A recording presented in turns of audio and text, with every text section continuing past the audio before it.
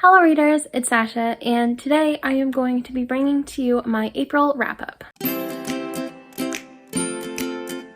Now, we all know how much of a challenge my TBR was for this month, and for how many books I added and the fact that I really love reading series together, I feel like I did a pretty good job at getting most of the books done. So at the end of this, I will go through the punishments that I'm going to do. We'll pick them together live. Those punishments will probably be coming in some vlogs or just a video on Twitter.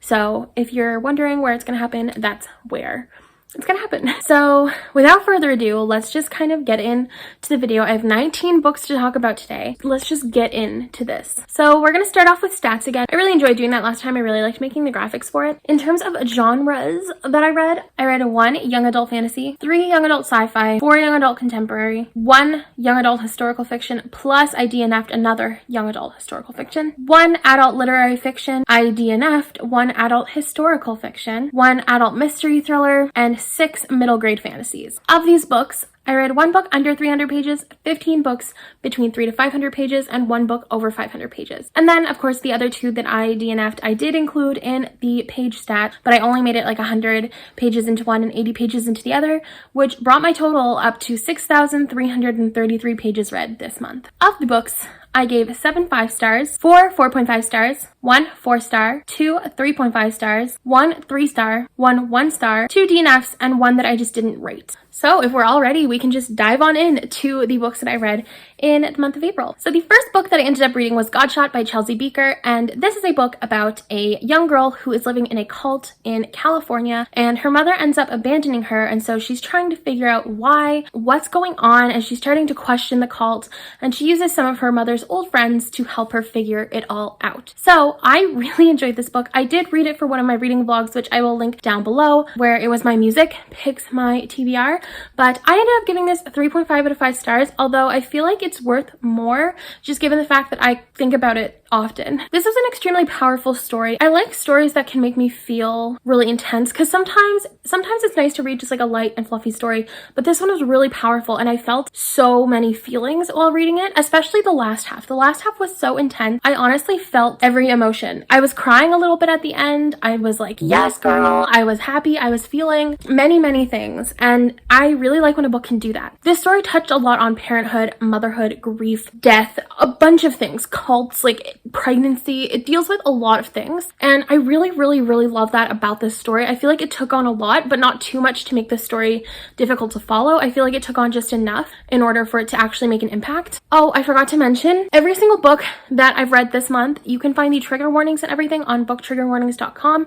I have been incorporating the pages and making the pages for the books that I've read. Some of them were already made, so that's great. I just kind of included the trigger warnings for all of the books that I've read, and that way if you have any questions or concerns about one, you can go to booktriggerwarnings.com, which is in the description, and you can check. A lot about this book I love, but a lot about it I struggled with. So one of the big central focuses in the book is when a girl turns into a woman and she has her first woman's blood, and I kid you not, that is what they use as the wording, and I hated it.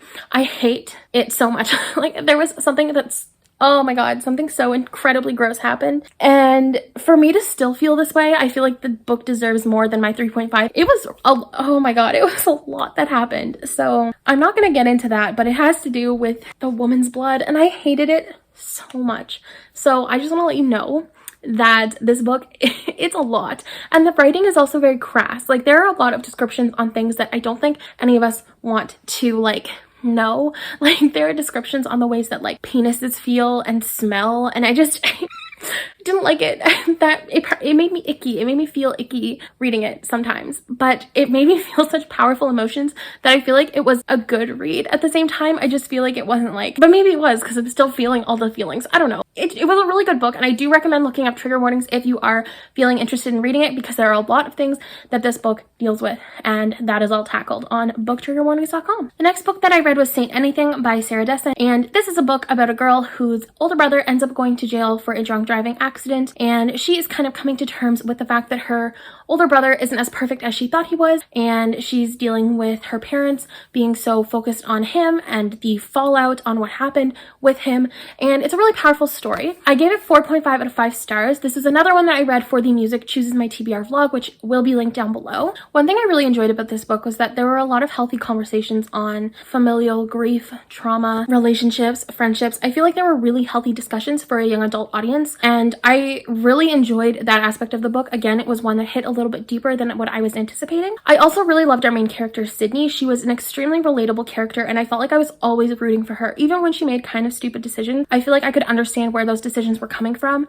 and she wasn't just being so unrealistically naive. She was so relatable, and I really liked her. And also, one of her really good friends, Layla, is an incredible friend. Like, she's an incredible person, and having female friendships in books is so important. A couple things I didn't love is that there were a couple of offhanded, like, fatphobic remarks that were kind of thrown in there, and I don't necessarily think they added anything to the story. Sometimes they do, sometimes they don't, and this is one of the cases where it didn't, so I did have to take a little bit of a rating down because I don't feel like it was necessary to the story. As well as our two male main characters, the love interest and the brother, were both named after their fathers.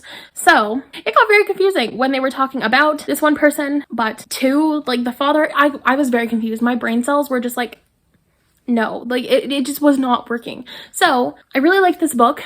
I feel like there were a couple of things that I personally would have changed, but it's still a really great story, and for my first Sarah Dessen, I feel like it was really good, so I really liked it. The next book that I ended up reading in the month of April was These Broken Stars by Amy Kaufman and Megan Spooner. This book is about a girl and a guy who survive a plane crash. They're the only survivors, and they end up on this deserted planet, or so they thought. And it's really intense, and they end up falling in love even though they're from two very different parts of the universe. I gave this 4.5 out of 5 stars. For a sci-fi novel, this blew my mind. I don't read a lot of sci-fi, but I still feel like this concept was unique to anything that I've heard other people mention. The way that they ended up incorporating the scientific elements in the story were really interesting, and I would genuinely think this would work for people who do read a lot more sci-fi than I do, because I still think it's a unique concept, and so it's really cool. This is kind of marketed as the Titanic but in space, and I can definitely see that, but it's got so much more depth to it, which I really loved. Like, I'm a sucker for the Titanic story, but this had a lot more depth to it than I was expecting, and so I loved that. I feel like this book didn't have as much science fiction as I had expected going into this. It was more of a survival story and a love story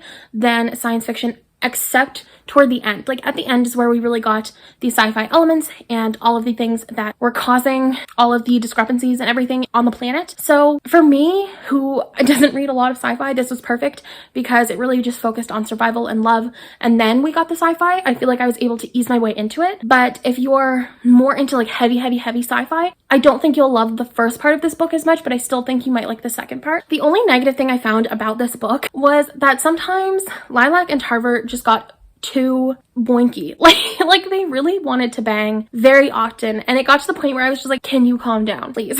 I was like, please calm your hormones. This is not gonna help anybody in this situation. It got to the point where I was just like, please stop. So a lot of people really like the writing. I do agree that the writing is really beautiful, but some of the remarks, I was just like, shh, please stop talking. You're embarrassing yourself. So yeah, I would still highly recommend this to anybody who is looking for a sci-fi read. It's a really good book. Next, I ended up reading The Wishing Spell by Chris Colfer. This is a book about twins Alex and Bailey who end up stumbling into the Land of Stories, which is a storybook about fairy tale characters that they read about growing up after the stories have ended. So, like, for example, Cinderella after she married Prince Charming. So I give this 5 out of 5 stars.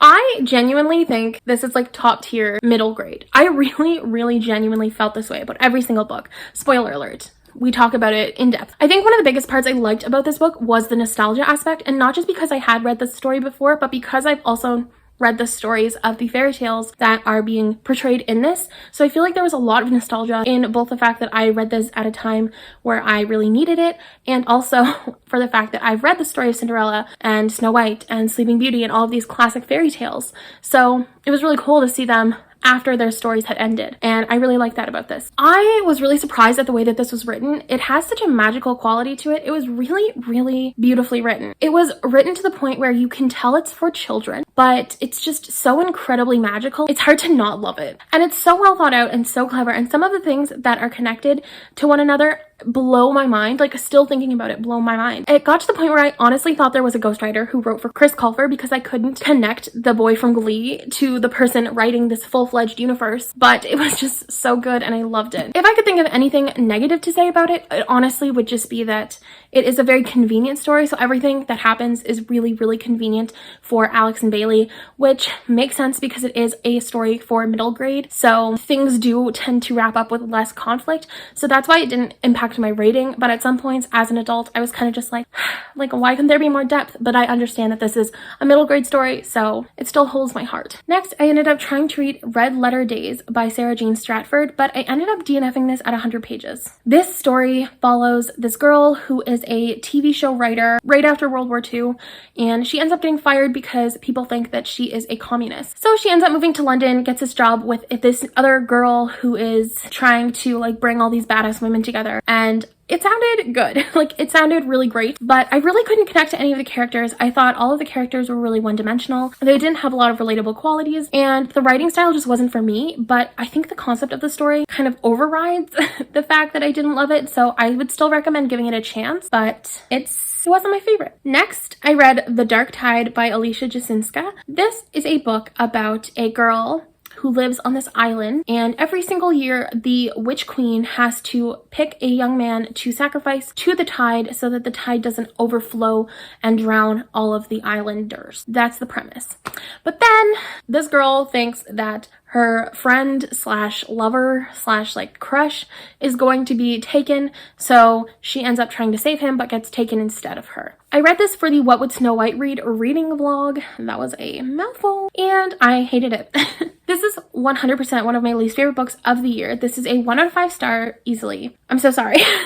I thought that the premise of this book sounded so interesting. It sounded different to anything fantasy related that I had read or seen in my life. So I was like, this is going to be cool, because it's hard to come up with a fantasy world that's incredibly unique. But I feel like she took on more than she could chew in this book. I really didn't love the writing. I thought the writing was kind of all over the place. It didn't make a lot of sense. There wasn't a lot that connected the scenes together, and it didn't work. It felt very much debut, and I feel like it is a debut novel, but sometimes I don't want to read like it's a debut with no edits, if that makes sense. Like, I feel so bad saying that, but like that's how it felt like. There was also too many characters for such a short book. Like, it was barely 340 pages. Like, I don't even think it was 340 pages. And there were so many characters, and we didn't get to see any of them except 3 or 4. And so I was just like, I don't get it. Where are all these people coming from? Trying to keep them all straight in my head was confusing. The world building was just not there. I had no understanding of the magic system. I had no understanding of why the tide wanted to take a soul and sacrifice. I didn't get it. The magic system made no sense. Like, why is this a thing? Please explain it to me, because it only happens to this island. Tell me why it only happens to this island. Like, I'm so confused. I don't like being confused. Lena, who is our main character, she is probably one of the most unlikable female main characters that I've read about to date. She's very annoying. She's very weird. I don't know. Like, everything that she did made no sense. It's not even the fact that, oh, she's young, I'm an adult, you know, like, times have changed. You would have done the same thing. No, I wouldn't have. I simply would not have. That's how easy it is. Like, I would not have made her decisions because I'm not an idiot. Like, you don't have to be young versus old to know that she was stupid. That's all. That's literally all you need to know. And I feel like there was also no plot. I feel like there was a plot, but it was so loosely followed that it's just like, what was the point? I don't know. Oh my god. Like, I feel so bad because I know so many people love this book, but I hated this book. Next, I ended up reading The Enchantress Returns by Chris Colfer. This is the second book in the Land of Stories series, so I'm not going to go into what it's about. I just really love the creativity of Chris Colfer. I'll say it again and again and again. This book does focus on the villains, like the classic villains. So the Evil Queen, the Sea Witch, the Snow Queen. Okay, yeah. So it focuses on all of these classic villains, and I really loved it. Just so incredible. The way that everything ties together is brilliant. Like, I will never get over how brilliant he is. And I also cried at the ending, so there's that. No cons. I absolutely love this book. 5 out of 5 stars 100% of the time. Next, I ended up reading The House on Mango Street by Sandra Cisneros. This is a book that is about a young Latina girl living in Chicago and growing up in Chicago, and it's a bunch of short stories brought together. And I did not give this a rating. I didn't feel comfortable giving it a rating because I didn't enjoy it that much, but it doesn't mean that it's not a really important story. So I didn't feel comfortable rating it. So I'll just kind of go through my thoughts. I was supposed to be reading this for a secret TBR vlog, but I ended up scrapping that vlog idea just because I got really overwhelmed at the end of the month with books that I wanted to read versus books I needed to read with vlogs. So I ended up just scratching one of the vlogs completely. There are a lot of really healthy discussions on racism and class and what it's like to grow up as a person of color in America. I feel like there were so many healthy discussions about that in this story, and I really like the way that it was written. I thought it was interestingly written.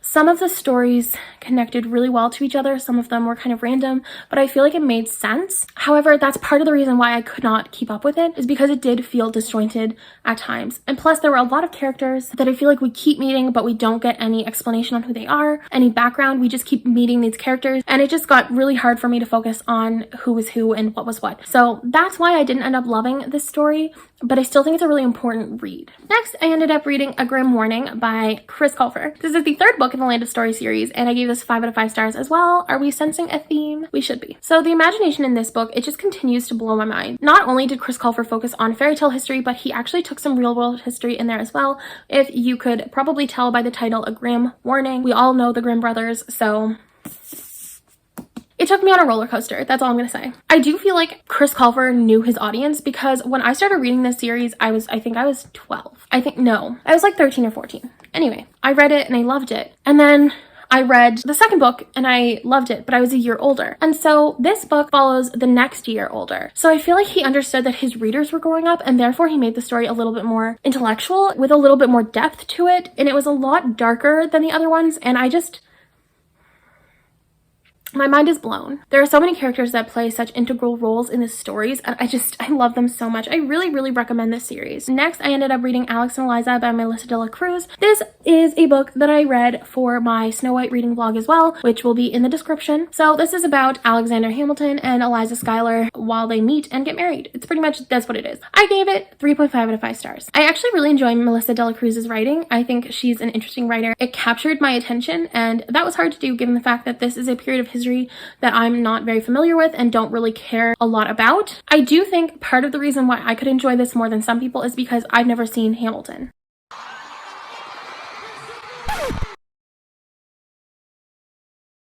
I'm like the only person on the planet who has not seen Hamilton. It is what it is. So I feel like I didn't have the love of the film / musical cloud how I feel about this. I feel like if you went into this after having already seen the musical, you might not love this story as much. I don't think it really does anything new and exciting with the characters. But if you have not seen Hamilton, I feel like you could actually probably vibe with this. And low-key, Alexander Hamilton was kind of a soft boy in this, and I kind of like that about it. So Eliza does fall into the not like other girls category, and that's where I struggled a lot with her character. I just felt like she was all like, oh, like I don't want to wear these dresses, I just want to help the war. And it's just like, you can do both, sis. You're not some martyr because you don't want to wear a dress. Like, it just bothered me. She bothered me so much. Alex and Eliza also lacked a lot of chemistry in this book. For like 60% of the novel, I was like, where is this going? I was like, these are supposed to be our two love interests, yet the chemistry is not there. I'm getting nothing. There is no steam, there's no tension, there are no sparks. It's just nothing.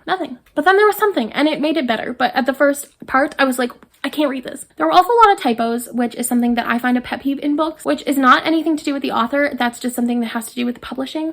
So this is nothing related to Melissa de la Cruz. It's just something that I personally wanted to make note of. And it's very info dumpy. And I personally, like I said, don't really care about this time in history. So a lot of the time I was just like, and skip, because I was reading this on an app. I was like, skip, because I just didn't care about all of the war. I just wanted to get to the love story. So that's that. Next, I read With the Fire on High by Elizabeth Acevedo, again for the Snow White reading vlog. This is a book about Imani, who is a single mother of a 2-year-old girl. She is 16. She is graduating high school. She really, really, really loves culinary arts. And that's pretty much what this is about. The writing is incredible. Elizabeth Acevedo has such a beautiful way of words. I gave this 5 out of 5 stars, just to let you know. She has such an incredible way with words. It blew my mind the way that some of the sentences were crafted, some of the phrases were phrased. I really loved it so much. This is another one that brings up a lot of really healthy discussions on class, motherhood, relationships with your family, a bunch of really healthy discussions for a young adult audience. I'm so thankful that we have books now for teenagers that are bringing up healthier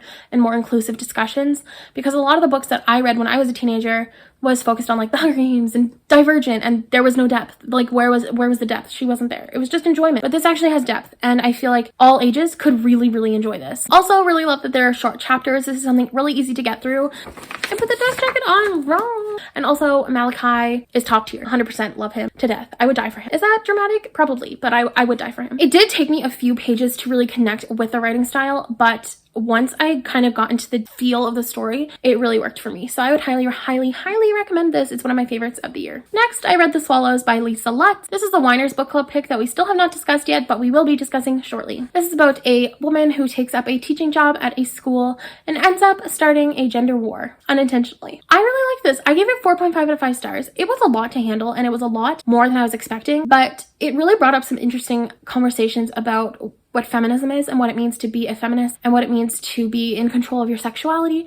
And I really liked those aspects of it. Another short chapter novel. We love to see the short chapters coming through. And I feel like it's a lot like The Nowhere Girls, which is a book that I really vibed with last year, but a lot more messed up. Like this one had an oral sex competition in it. Nowhere Girls did not, but it's kind of the same vibe where they're trying to take down the misogyny and patriarchy in their school. I could not get behind Mr. Ford. Mr. Ford was the worst teacher that has ever been depicted in teacher-student history. He was so creepy. He made my skin crawl. Like, it just did not love it.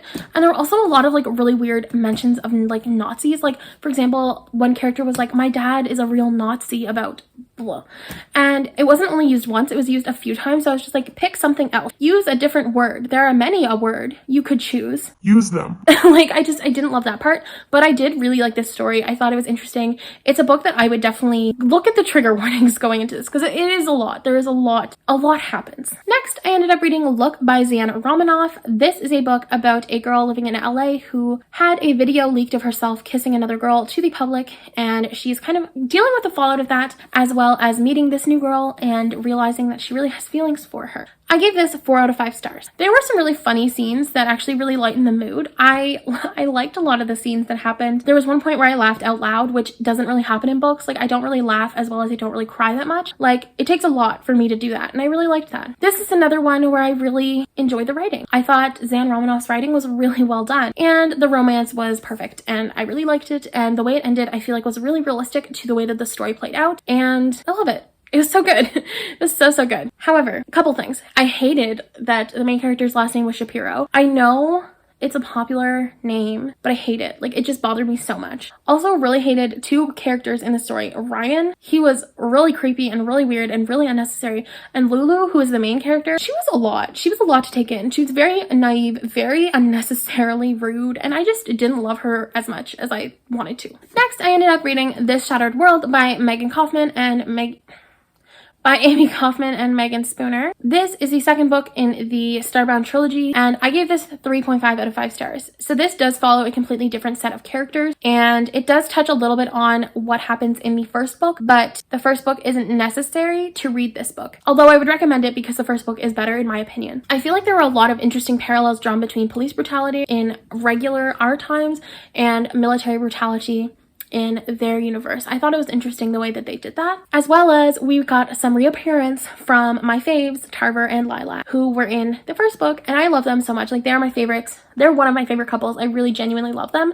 And so seeing them again in this book, even for such a short amount of time, was really fun. What I didn't love was that Flynn, who is our main love interest in this, is a carbon copy of Tarver. But nobody can be Tarver unless you're Tarver. So it was just like, he's a wannabe Tarver, and I didn't love him. This story to me felt a little bit boring at times, which is weird because it was so action-packed, and that's why I felt like the pacing just might have been slightly off for me. This one was a little bit more confusing than the last one. I feel like it dug a lot deeper into the scientific elements, and brain no comprende that. So I did not get it. I just did not get it. So I was struggling a little bit. And I just didn't love the relationship between the two of these people. It's like, this is peak enemies to lovers. But I don't get the point of enemies to lovers when she literally stabbed him, he literally shot her, kidnapped her, all this stuff, and now they're just like, I'm in love. And it's just like, no, that's Stockholm Syndrome. Like, I don't get it. I don't get enemies to lovers like that. But it was still a really good second book, and I liked it a little bit. Not as much as the first one, but I liked it a little bit. Next, I read Beyond the Kingdoms by Chris Colfer. This is the 4th book in the Land of Stories series.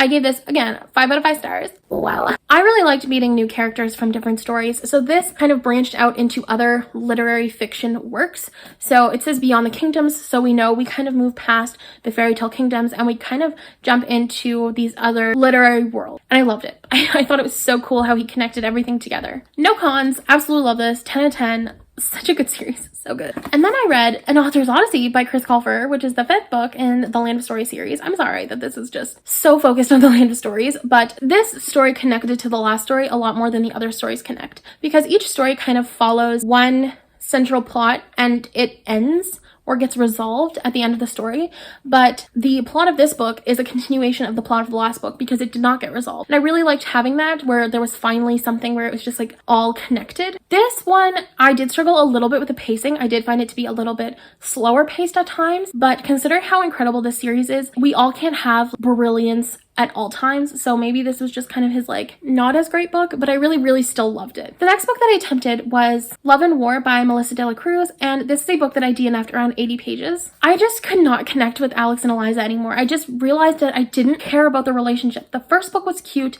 it worked fine on its own, you don't need to continue the series, and that's what I realized. So I simply returned it to my library and I was like, we don't need her anymore, it's fine. Then I read Their Fractured Light by Amy Kaufman and Megan Spooner. This is the 3rd book and the final book in the Starbound trilogy, and it follows, again, a new set of characters, but not really, because we did end up meeting Sophia, who's our main female character, in the last book. So I really did like how this book was a bit more connected to the last book than the second book was to the first book, if that made sense. It might not, but I feel like there was just a little bit more connection, and I really liked that. I also just really liked the way this wrapped up. I thought it was wholesome. It was just really cute. Like the way it wrapped up was, I want to say, like, wholesome was not a great word because there was a literal war, but it was a great conclusion to a great series. So I really loved it. Did I tell you? I give this 4.5 out of 5 stars. Again, I do have an issue because Gideon, our main male interest, is the same as the other two, like carbon copy boys, and it's frustrating. Also, again, sci-fi too advanced for my wee itty bitty brain, but still kind of interesting. And the grammar in this one wasn't as fantastic as the other one. I do feel like there were a little bit of some mistakes. There were some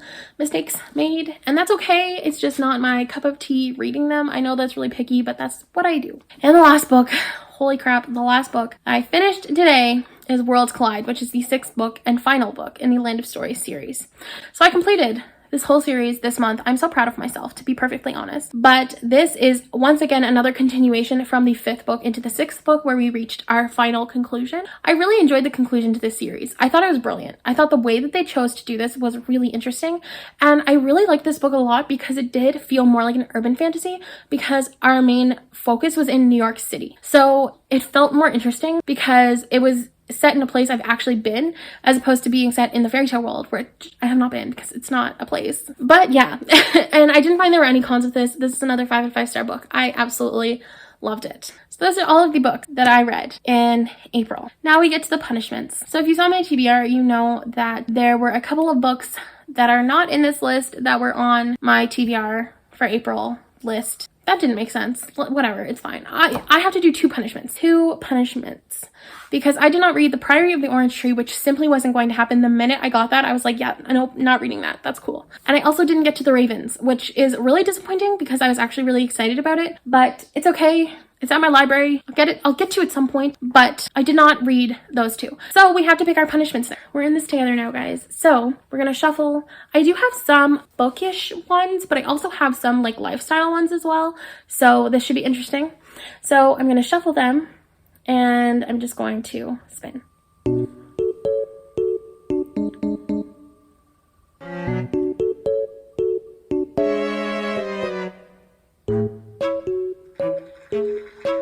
Oh no. Eat only spicy food for a day. Okay, I can do that. That's not so bad. I don't hate spicy food. I don't. But like, I've gotten to the point where I'm like over trying to be cool and like eat spicy food. I just can't handle it as well as other people can, and I'm okay with that. Okay, so eating spicy food for a day, not a bookish one, that's okay. Next.